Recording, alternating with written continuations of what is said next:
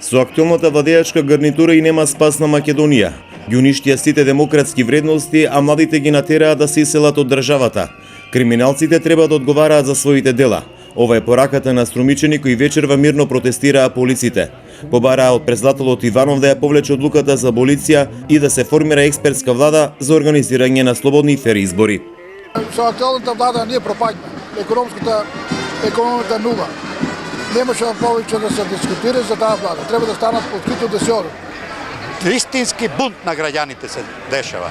Обидите на одредени политички партии да ја поклопат енергијата на граѓанството дефинитивно нема да помине, како што нема да помине нити Ѓорѓе Иванов, нити неговата аболиција, нити сите оние кои се вплеткани во тоа сценарио. Протестираме за Ѓорѓе Иванов подхитно да си оде и да не оставя на мира да живееме како што треба. Со него и Груевски и целата криминална банда. За време на протестниот марш во централното градско подрачје во Струмица се пушта и разговори од бомбите на опозицијата.